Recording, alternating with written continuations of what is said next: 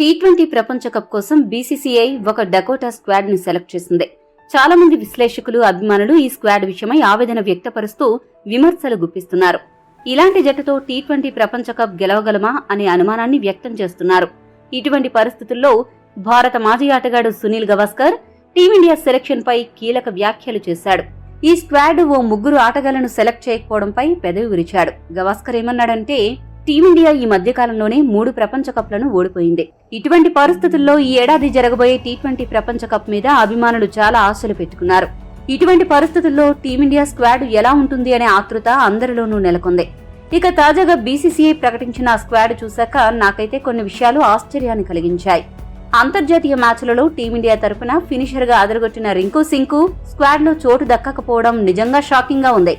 రింకు సింగ్ లాంటి ఆటగాడిని టీ20 ప్రపంచ కప్ కు సెలెక్ట్ చేయకపోవడం చాలా పెద్ద తప్పిదంగా భావిస్తున్నాను. ఈ విషయాన్ని పక్కన పెడితే గత కొన్ని సంవత్సరాలుగా ఐపీఎల్లో సందీప్ శర్మ, అలానే నటరాజన్ ఎంతో నిలకడగా రాణిస్తున్నారు. ఈ ఇద్దరు బౌలర్లను బీసీసీఐ టీ20 ప్రపంచ కప్ కు ఎందుకు సెలెక్ట్ చేయలేదో అర్థం కావడం లేదు. ఇక్కడ గమనించవలసిన విషయం ఏంటంటే, ఈ ఇద్దరు బౌలర్లు కూడా డెత్ ఓవర్లను అద్భుతంగా బౌలింగ్ చేయగలరు. అదే సమయంలో సందీప్ శర్మ ఆరంభ ఓవర్లను కూడా బాగా బౌలింగ్ చేయగలడు.